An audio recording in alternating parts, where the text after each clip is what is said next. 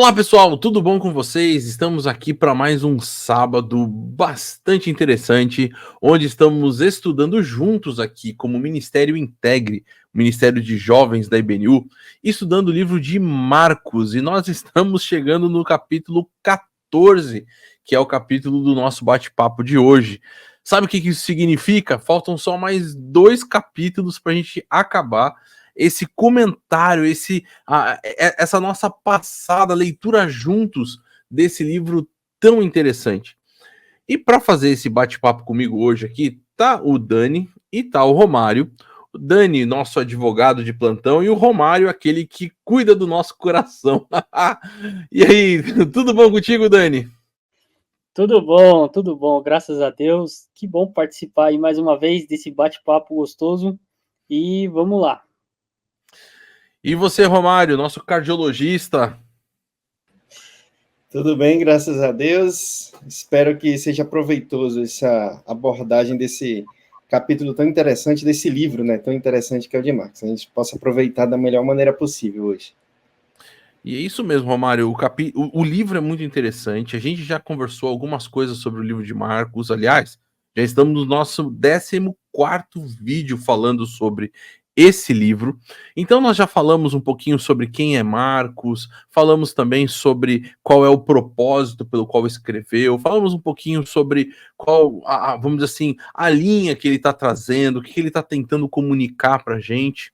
E tudo isso já vem passando por vários tempos. E eu recomendo você, de repente, se você não conhece, ou chegou agora, é o primeiro vídeo que você está vendo, aí em cima da cabeça do Dani vai passar uma linguetinha aí, vai passar um linkzinho com o acesso a toda a nossa playlist.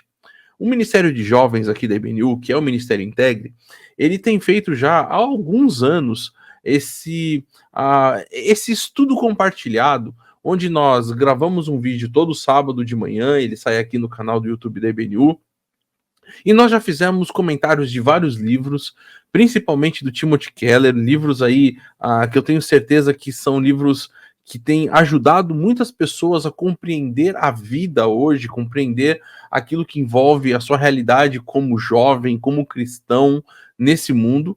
E há um tempo nós já temos gravado alguns vídeos sobre livros bíblicos. Começamos com Tiago, já fizemos Eclesiastes e agora estamos fazendo o livro de Marcos.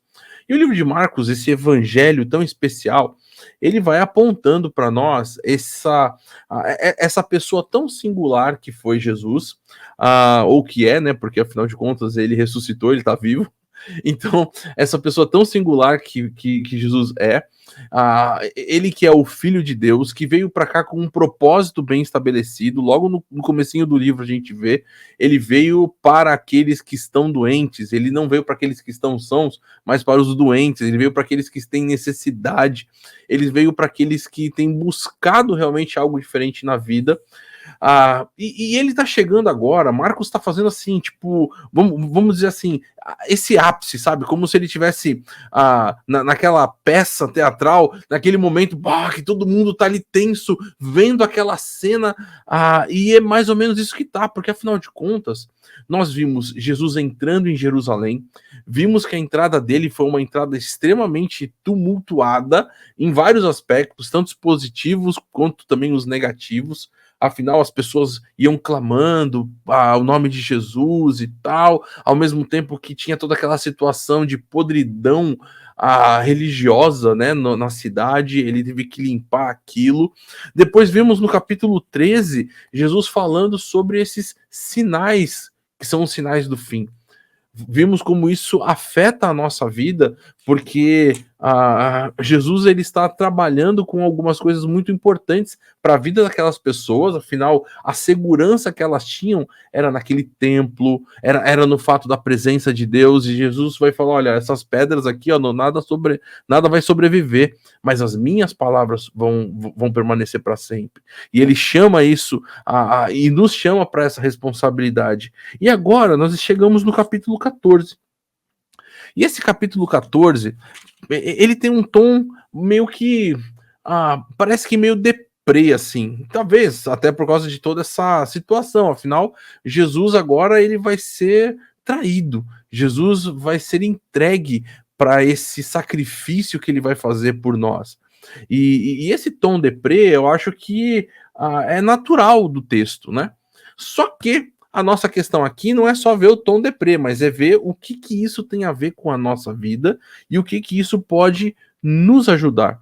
E a gente vai ver que a primeira história que está acontecendo aí envolve já essa situação daquela mulher que vai derramar ali aquele perfume, Judas já todo ali querendo já, naquela situação, já vou trair Jesus, e aí a gente vai ver que essa questão de traição, ela se torna uma tônica muito forte em todo esse capítulo, né? Dylan, você estava falando aí, né, essa questão do próprio, a tonalidade do capítulo 14 é uma tonalidade sombria, que nem você falou, né, um negócio mais depressivo, assim, e logo no início do capítulo, até um pouco antes do que você falou aí da mulher que vai derrubar o perfume, né, e vai ser censurada, ele já começa falando sobre essa má intenção dos líderes religiosos ali da época. E essa má intenção, ela fica sobressaindo durante todo o capítulo, ao mesmo tempo que a gente vê toda essa fragilidade do sistema religioso e a fragilidade dos próprios discípulos, das pessoas que estavam ao redor de Jesus. E isso me chamou muito a atenção enquanto eu estava lendo, porque a gente vê a forma com que Jesus lida com toda essa questão. Jesus, ele lida tudo isso com responsabilidade na missão que ele veio cumprir, de morrer no nosso lugar, de morrer pelos nossos pecados. Em momento algum, Jesus, o texto, ele coloca isso de forma muito clara, né? Porque Jesus, em momento algum, ele dá a intenção, faz parecer que ele vai voltar atrás, mas ele parece sempre muito bem resolvido, ele parece muito firme nas suas intenções, apesar dos discípulos a todo instante terem esses momentos em que eles quebram, em que eles afirmam que vai dar tudo certo, que eles vão estar ali do lado de Jesus e tudo mais.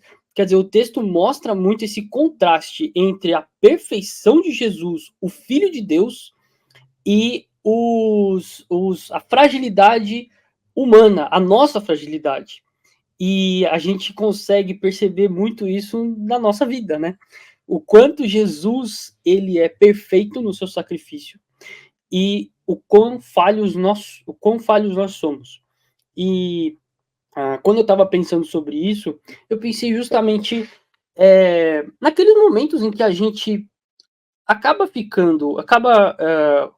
cometendo as nossas falhas, os nossos erros, e a gente se sente tão mal, a gente se sente tão depressivo, tão, né, nesse clima sombrio que o capítulo envolve a gente, mas ao mesmo tempo a gente tem para onde recorrer, a gente tem para quem recorrer, que é para esse Senhor que morreu no nosso lugar, esse Senhor que no momento ali da ceia, cara, você vê Jesus ali na ceia, é impressionante, porque ele sabe o que Pedro vai fazer, ele sabe o que Judas vai fazer, mas ele fala, esse é o sangue da aliança, esse é o meu corpo que é partido por vocês.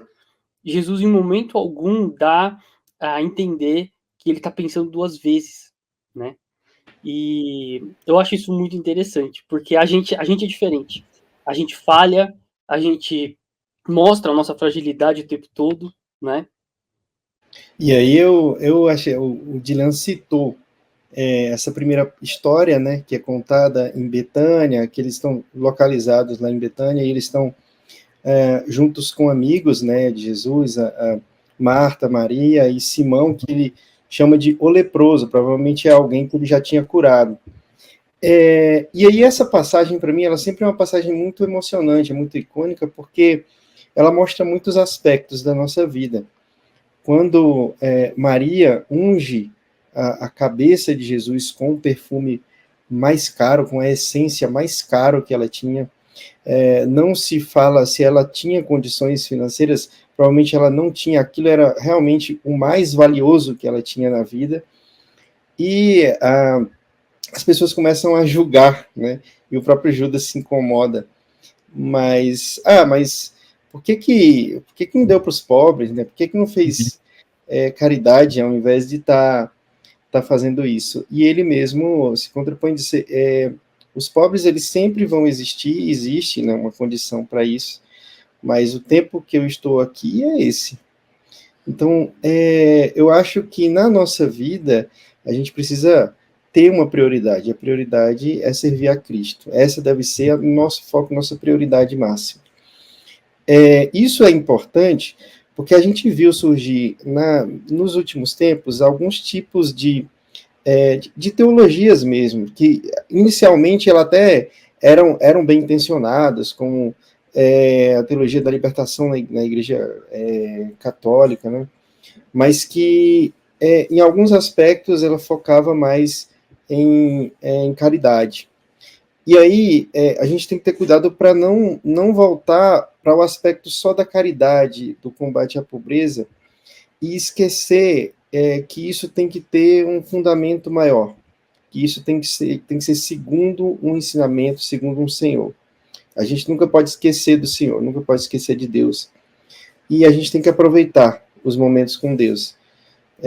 A passagem, ela vai seguir, né, com a traição de Judas, e Judas, o interessante do aspecto dos personagens é que ele fica revoltado com essa passagem, já estava revoltado com alguns outros acontecimentos, mas isso parece que foi a gota d'água para ele.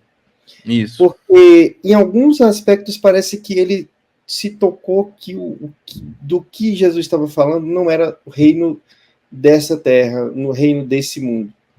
Ele não ia se beneficiar financeiramente daquilo. Deus estava falando de outro reino. E aí isso eu acho que revoltou mais ainda ele. Né? Uhum. Sem dúvida. E isso tudo é bem interessante, né, Romário? Porque a gente precisa sempre lembrar que a nossa vida espiritual, ela tá, vamos dizer assim, alicerçada em um mandamento duplo, que é amar a Deus e amar ao próximo como a nós mesmos. E toda vez que a gente perde esse senso de equilíbrio, onde as duas extremidades estão na mesma posição nesse sentido, para fazer com que a coisa caminhe, a gente pode cair em algumas realidades que não tem a ver. Algumas igrejas ou algumas realidades, algumas pessoas, né? Elas podem falar, não, vou amar a Deus, e aí amar a Deus é começar a fazer um monte de ativismo religioso e esquecer das pessoas. E aí você tá perdido, você não tá fazendo nada, né? Pelo contrário, você tá, talvez até como ali em Isaías, você está cumprindo ritos religiosos, mas que o seu coração está longe de Deus, exatamente por estar longe das pessoas, da necessidade das pessoas. Por outro lado, a gente não pode colocar aqui, bom, eu vou fazer então assistencialismo, e isso pode começar a ter esses desdobramentos de alguma coisa meio que pela salvação pelas obras, né? Ou de que eu vou acabar ganhando pontos com Deus, ou alguma coisa nesse sentido por causa daquilo que eu faço. Então a gente precisa ter bem encaixado esses dois pontos para que a gente consiga caminhar em equilíbrio, amando a Deus e amando ao próximo, me dedicando a Deus, e o meu dedicar ao Deus envolve o meu me dedicar ao próximo. E aí a gente consegue fechar essas duas coisas dentro da proposta daquilo que Jesus mesmo fez. Afinal, ele veio aqui e quando a gente pensa, né? Eu sei que a gente vai sair um pouquinho aqui, pessoal, mas só sejam pacientes um pouquinho com esse velhinho aqui, né? É interessante quando a gente olha para toda a realidade daquilo que o Novo Testamento vai nos apresentar, e a gente vai perceber como o amor, ele realmente é essa chave tão central.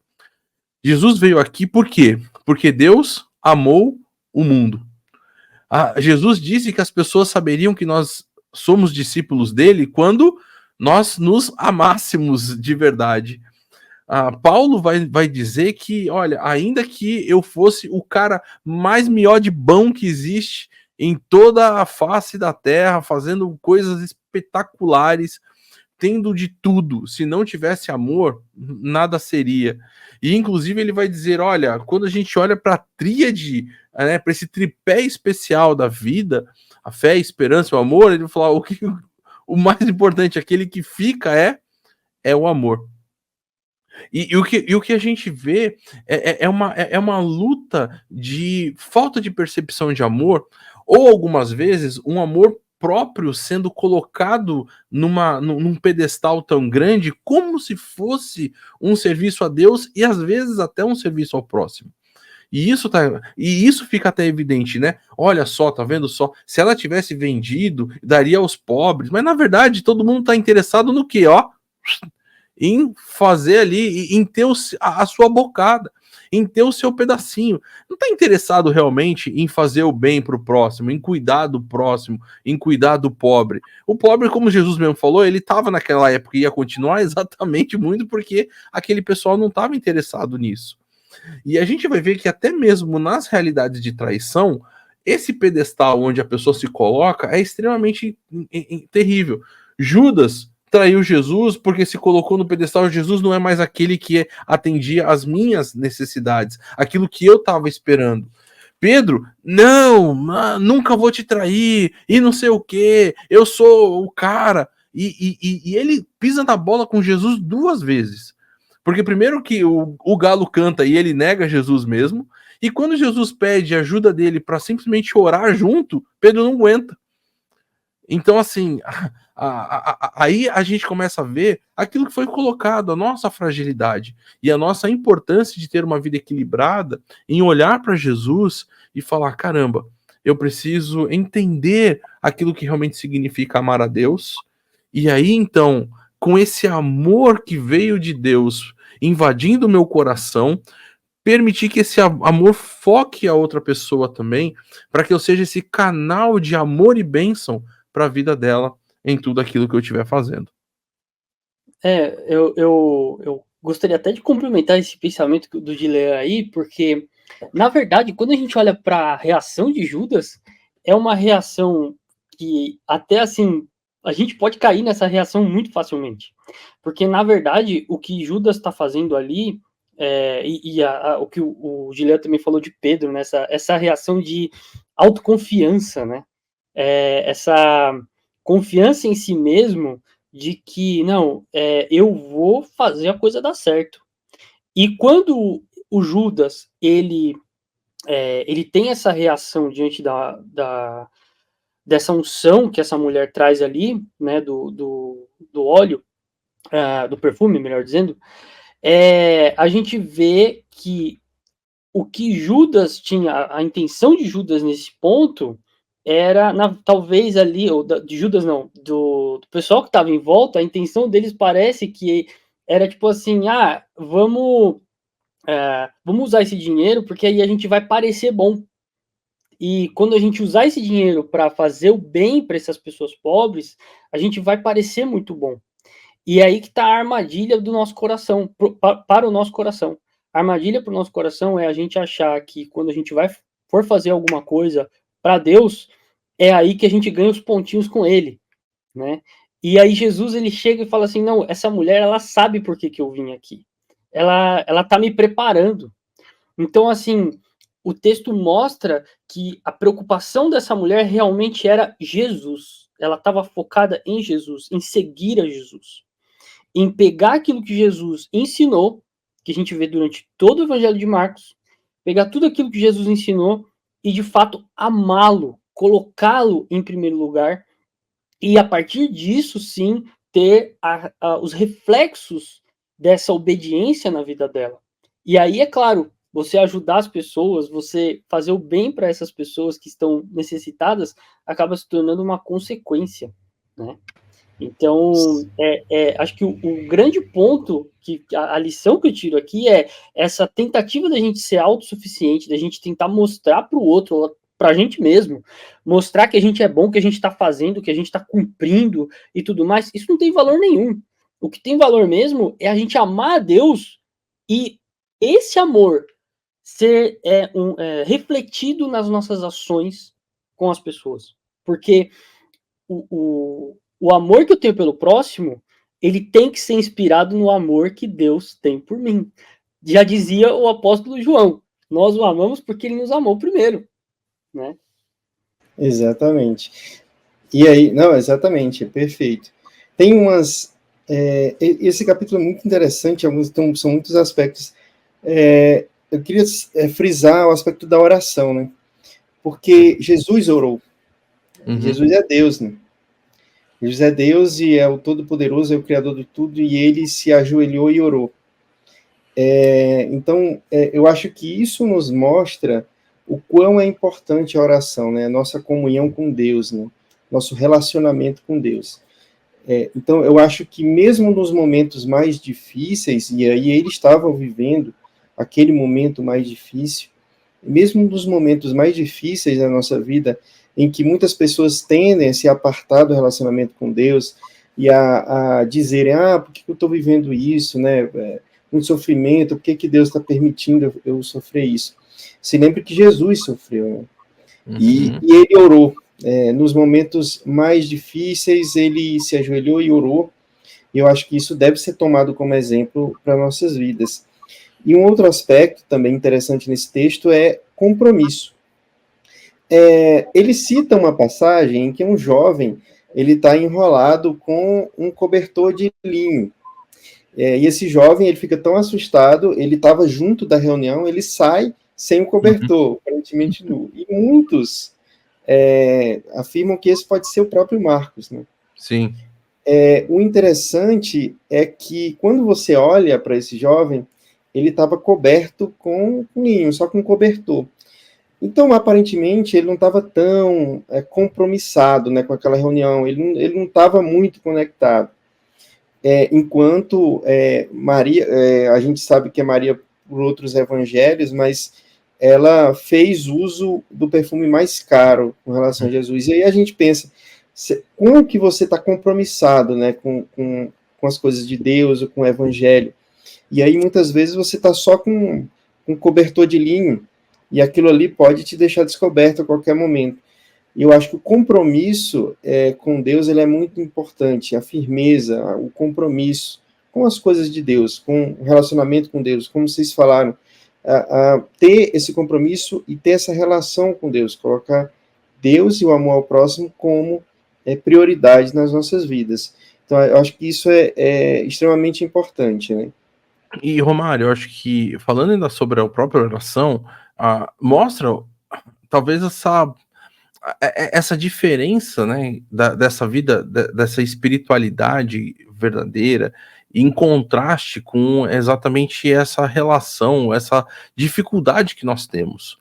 Porque o texto vai falar que Jesus foi orar, pediu, inclusive, para que seus amigos estivessem com ele, mas a galera não aguentou, né? Isso mostra que talvez você aí, jovem, tá nos assistindo, e você talvez talvez viva uma luta de falar assim, pô, eu sei que é oração, eu já ouvi um monte de estudos, de pregações, já participei de workshops, já fiz um monte de coisa, já fui até para um monte orar, mas a minha vida de oração, sabe, não parece que não funciona, parece que eu tenho dificuldade. E aí a gente olha para esses discípulos de Jesus e eles também tiveram essa dificuldade. Eles também participaram disso, né? Eles não aguentaram ficar ali naquela vigília da noite com Jesus orando. E isso não é então uma desculpa, não, tá vendo só, isso é assim mesmo, só continua. Não, é exatamente aquilo que vai mostrar essa nossa realidade de dependência, do quanto a gente necessita da oração, ao mesmo tempo que ela é uma luta interna com o nosso próprio coração, né? Até mesmo porque mesmo que como cristãos a gente geralmente não vai falar isso aí, no fundo a gente muitas vezes acha que tem uma autossuficiência, né? Que a gente tem, e a oração é esse momento onde o Espírito nos quebranta de que nós não somos, na verdade, nada, nós precisamos realmente de Deus. Precisamos a tal ponto de, como Paulo fala, não sabermos nem sequer orar, e o Espírito, então, age nesse meio e por nós, né? Então isso é bem interessante. E aí o capítulo vai caminhando para Jesus agora preso e agora está diante do sinédrio, daquelas pessoas que são religiosas, daquelas pessoas que estão com a corda toda, que inclusive tem a autoridade humana achando que tem uma autoridade divina, mas uma autoridade humana de fazer e acontecer nesse sentido. E é interessante a gente perceber como uma dessas demonstrações de que você está tão afastado da realidade espiritual é aquilo que vai acontecer nesse caso do Sinédrio. Por quê? Eles queriam encontrar alguma coisa com Jesus e não conseguiam. E aí, então, o que acontece? Vamos bolar um esquema para poder a coisa acontecer. Por quê? Ô Romário, você tem alguma coisa para falar de Jesus aí? Não tenho. Ô Daniel, você tem alguma coisa para falar de Jesus aí? Eu também não tenho. Dilean, também não tenho. Então vamos fazer o seguinte, vamos encontrar alguns aí que o texto ainda vai dizer que falsamente começaram a falar coisas contra Jesus, né? Essa ideia de tentar dar um jeitinho na coisa para que agora, vamos dizer assim, a obra de Deus, porque eram pessoas que achavam que estavam fazendo aquilo em favor, em nome de Deus. E se a gente precisa dar um jeitinho para que a coisa espiritual funcione, cara, é porque ela não é espiritual, é porque ela é puramente carnal, porque aquilo que vem de Deus, cara, ele mesmo vai abrindo o mar, ele vai, enfim, fazendo a coisa acontecer para que o plano funcione. E você vê que o texto, ele usa uma palavrinha que eu achei muito curiosa aqui, que ele diz assim, que as declarações deles não eram coerentes. Ou seja, quando a gente quer forçar a barra, a gente perde a nossa coerência. Porque é aquela coisa, né? A verdade é a verdade, cara. Não tem o que fazer. O que é fato, o que é verdadeiro diante de Deus, aquilo que Deus declara sobre ele mesmo, isso vai permanecer. Jesus falou, as minhas palavras não vão passar. Céus e terra passarão, mas as minhas palavras não. Então, quando o ser humano ele tenta dar aquela forçadinha para a coisa espiritual acontecer apropriadamente, a coisa não acontece. E isso a gente pode levar muito para o nosso dia a dia, né? Às vezes você pode estar esperando algo de Deus. Você está orando, a gente tem a dificuldade de orar, né? Acabamos de falar, mas de repente você está aí orando, precisando de alguma coisa, com alguma necessidade muito grande. E a questão, o texto, né, parece indicar para a gente o seguinte: olha, Deus é sério, né? Jesus é sério. Ele age com seriedade, ele age com firmeza diante do Sinédrio. E se você está precisando de alguma coisa, se você está com alguma necessidade diante de Deus, não precisa forçar a barra, você não precisa forçar nada, porque aquilo que for da vontade de Deus, e aí é que a gente tem que se submeter ao Senhor, né? Aquilo que for da vontade de Deus, de fato vai acontecer. E esse era o problema dos religiosos ali, dos líderes religiosos. Eles não queriam se submeter, primeiro, a quem Jesus era, o Filho de Deus, e eles não queriam se submeter à própria palavra de Deus, porque Jesus mostrava, ele dava sinais claros de que ele estava simplesmente cumprindo aquilo que estava dito sobre ele nas Escrituras. Né? E aí a gente tem desculpa. Né? Não, pode falar, vai lá. Você falou aí dos planos de Deus, eu lembrei que, assim, os próprios apóstolos e o próprio Pedro falam, não, isso não vai acontecer com o Senhor, a gente não vai deixar, e tipo, isso vai acontecer, porque assim, muitas vezes nas nossas vidas, a gente acha que os nossos planos são melhores, né, a gente escolhe nossos planos, a gente que escolhe tudo, e às vezes a gente até ora para que aquilo que a gente deseja aconteça, quando que os planos de Deus, eles são muito melhores.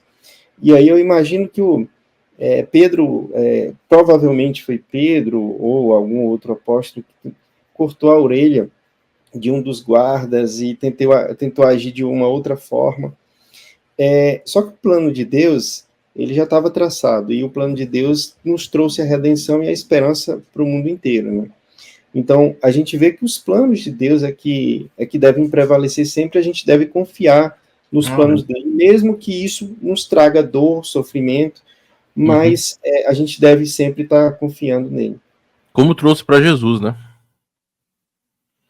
Bom, pessoal, chegamos aqui no fim do nosso vídeo.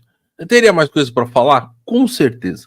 mas a gente já tem aqui 30 minutos de bate-papo. Foi muito gostoso. E assim como nós fizemos no início do vídeo uma rodada aí de bem-vindos, agora a gente vai fazer uma rodada de tchau, começando pelo Daniel aí. Daniel, quer deixar aí o seu boa noite, ou bom dia, boa tarde, boa noite, sei lá, né? Um tchau pra galera. Pessoal, quero agradecer muito aí o bate-papo com vocês, muito gostoso a gente conversar sobre o Evangelho de Marcos. E olha, esse capítulo 14 foi um capítulo que, enquanto eu estava lendo, como a gente aprende coisas novas a partir desse texto, né? E, enfim, quero deixar aqui a minha despedida e que você possa aprender junto com a gente aqui, né? A confiar nesse Deus maravilhoso que mandou Jesus para salvar, para resgatar a sua vida das trevas, desse mundo que nós vivemos e para que nós possamos viver em perfeição com Cristo. É isso aí. Romário? Queria agradecer também, um capítulo maravilhoso. Eu queria deixar só uma última mensagem também do capítulo, que Deus, ele redime tudo, ele redime todos. E aí a gente vê Pedro, que negou a Cristo. Quando você lê a história de Marcos, você diz, Pedro acabou, né? A gente não tem mais esperança para Pedro. E Pedro se torna um dos mais importantes integrantes da igreja, da igreja primitiva, um dos ícones, a pessoa que por uma pregação conseguiu converter 3.000 pessoas por meio de Cristo.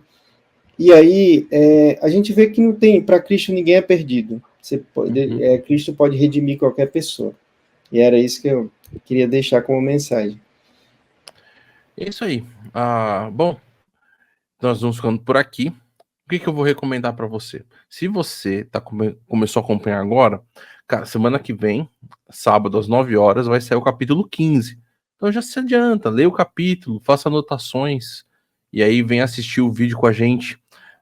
Se você leu o capítulo 14, tem alguma informação que você achou interessante, tem alguma pergunta, escreve aí embaixo nos comentários, vai ser gostoso também participar, você participando do vídeo também com a gente, aí através dos seus comentários. E quero convidar você, se você está aqui por São Paulo, amanhã, às 10 horas da manhã, na rua Tianguá, número 25, aqui, bem pertinho do aeroporto de Congonhas, nós temos a nossa celebração presencial.